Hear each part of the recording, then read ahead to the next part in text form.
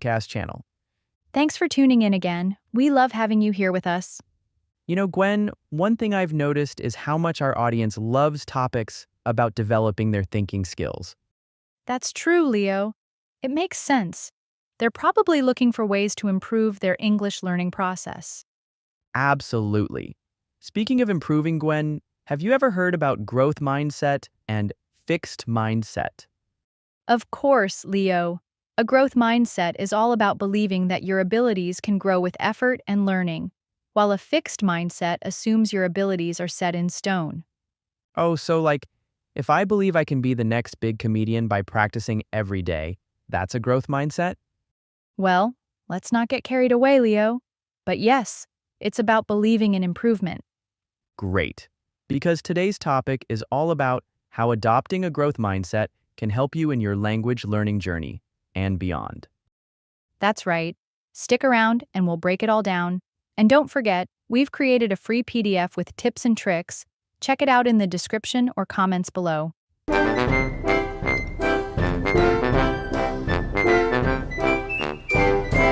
So, Gwen, growth mindset, it sounds fancy, but what is it really? Well, Leo, it's the belief that your abilities, intelligence, and skills can improve through hard work, learning, and persistence. So it's like saying, I'm not good at this yet. Exactly. It's about focusing on progress, not perfection. People with a growth mindset see mistakes as stepping stones, not roadblocks. That's refreshing. So, if I mess up my English grammar, it's not the end of the world? Not at all. It's just a chance to learn and get better. In fact, studies by Stanford professor Carol Dweck show that embracing challenges helps you grow stronger mentally. Oh, I've heard about her work. She talks about how kids who believe they can improve do better in school, right? Exactly. And it's not just kids. This works for adults, too. It's like the phrase, "You're never too old to learn." I like that. But how do I actually develop this magical mindset? Start by seeing challenges as opportunities. For example, if you find English pronunciation difficult, think of it as a fun puzzle to solve. Oh, like trying to say rural without twisting my tongue? Exactly. And don't shy away from mistakes. Remember, every mistake is proof that you're trying. That's comforting. But sometimes, failure feels so personal. Like, what if I'm just not good at something? That's where you reframe your thinking.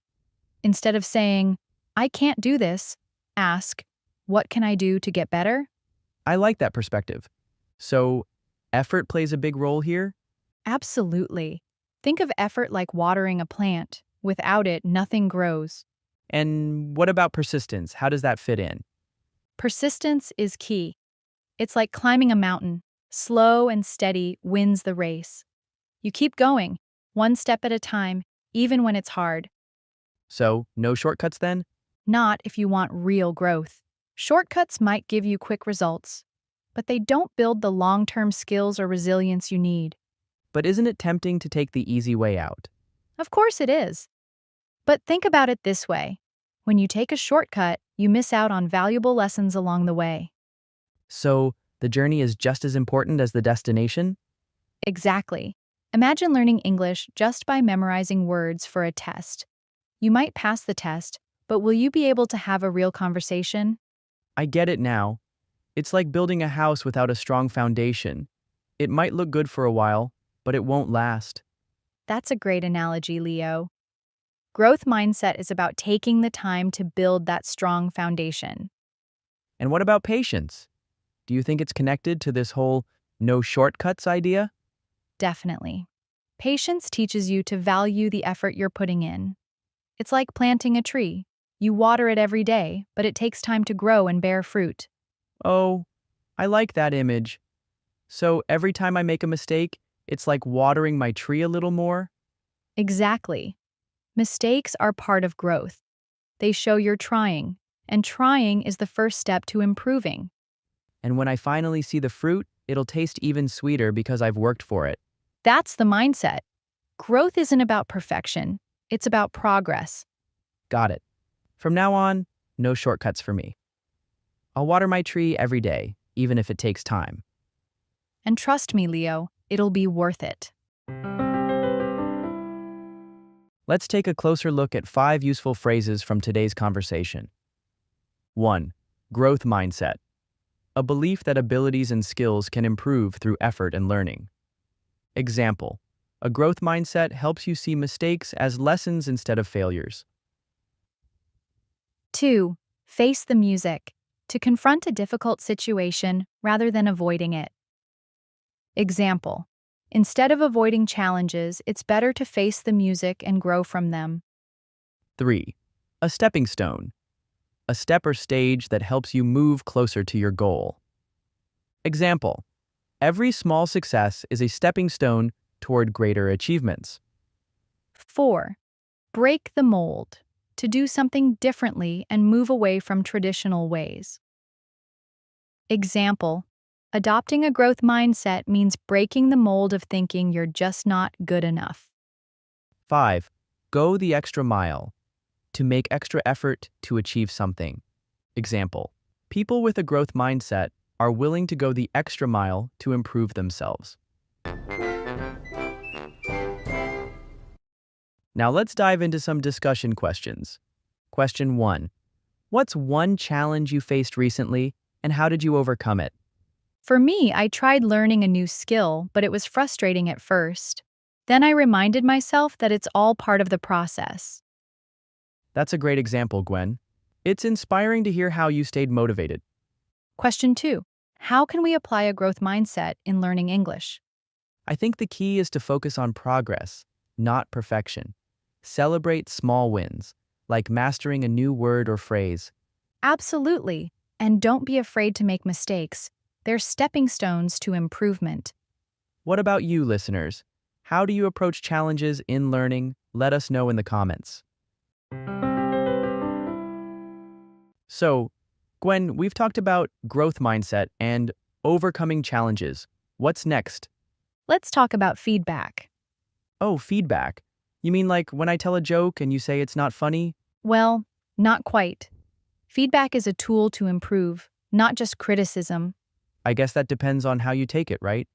That's the key. A growth mindset helps us see feedback as an opportunity to grow, not a personal attack. That makes sense. So, how can we take feedback positively? Start by asking yourself, what can I learn from this? Instead of thinking, they're being mean, think, how can this help me improve? I like that. It's like turning lemons into lemonade. That's right. Another thing to keep in mind is surrounding yourself with positivity. You mean like hanging out with people who lift you up? Yes, whether it's friends, colleagues, or a community, being around people who encourage a growth mindset can make a huge difference. Oh, so it's like planting yourself in good soil to grow. Good comparison, Leo. Okay, but what about practical steps? How do we actually build a growth mindset? Start by trying something new every month. It could be learning a skill, trying a recipe, or even taking on a small project at work. That sounds fun. What else? Ask more questions instead of making negative statements. Instead of saying, I'm not good at this, ask, how can I get better at this? I like that. It's like flipping the script in your head. That's the idea. Finally, keep a journal of what you learn each day. That's great advice, Gwen. I feel like asking questions instead of focusing on what we can't do helps a lot. Yeah, Leo. It's all about shifting your perspective. For example, instead of saying, I can't understand this grammar, you could ask, what steps can I take to learn it better? Oh, like turning a wall into a door. That's powerful. Exactly. It's about seeing challenges as opportunities. What about when things don't work out, though? Like, you try something new and fail. That can be discouraging. That's a big part of a growth mindset, Leo. Instead of seeing failure as the end, you can view it as feedback. So, it's like a roadmap. Failure shows you where to take a better route. For instance, if you try to speak English and make mistakes, that's not failure. It's a sign of progress. I guess every mistake is like a stepping stone. That's a great way to think about it. Let's talk more about creating a supportive environment. You mean surrounding yourself with people who inspire you? Exactly. Think about it. If you're around people who encourage you, You're more likely to keep going even when things get tough. So it's like having a cheering squad for your goals, Yes, and it's also important to be that kind of person for others. like a positivity ripple effect. That's right. The more positive energy you put out, the more you'll get back. And what about those practical steps we mentioned earlier? Let's expand on that. Sure. Here's a simple example. If you're learning a language, set a goal to learn 5 new words a day. It's small but adds up over time. That's manageable. What else? Another idea is to track your progress. Write down what you learn each day. It helps you see how far you've come. Oh, so it's like giving yourself a high five in writing. Yes, these small steps can make a big difference over time. Listeners, what small steps have helped you grow? Let us know in the comments. Let's pick 5 phrases from today's discussion that can inspire us. 1. Build from the ground up. To start something from the very beginning and develop it step by step. Example: she built her language skills from the ground up by practicing daily. 2. Learn through trial and error. To improve by trying different methods and learning from mistakes. Example: he learned to cook through trial and error, testing different recipes until he got it right. 3. Take ownership. To accept responsibility for your actions and focus on making progress. Example: taking ownership of her studies helped her improve her grades significantly. 4. Keep pushing forward. To continue making progress even when things are difficult. Example: despite the challenges, he kept pushing forward and achieved his goals. 5. Shift your perspective. To change the way you view a situation to find new opportunities or solutions. Example: she shifted her perspective and saw challenges as opportunities to grow. Let's start with a question, Gwen. How do you personally step out of your comfort zone? I'd say I challenge myself by trying something unfamiliar, like speaking in front of a crowd. It's nerve-wracking but rewarding. Wow, that sounds brave. For me, I try smaller things, like learning to bake a new cake. It's less scary, but still makes me step out a little. That's a great start. Taking small steps is still growth. Okay, here's another one for you, Leo. What's one failure you've experienced, and how did you turn it around? I remember burning my first attempt at making bread, but instead of giving up, I tried again the next day. The second loaf was pretty good. That's a fun example. It shows persistence really pays off. And you, Gwen? How do you handle failure? I try to reflect on what went wrong and learn from it. Like when I didn't do well in a presentation, I practiced more and asked for feedback. It made all the difference. That's inspiring. What about you, audience? How do you overcome challenges or failure? Let us know in the comments below. That wraps up today's episode about building a growth mindset. We hope you feel inspired to embrace challenges, learn from feedback, and keep pushing forward. And remember, even small steps can lead to big changes. Don't forget to check out the free PDF in the description for tips and exercises to help you practice today's topic. Also, let us know in the comments. What's one step you'll take to develop your growth mindset starting today? We'd love to hear your thoughts and experiences. Thank you for joining us on Podcast and Chill, and we'll see you in the next episode.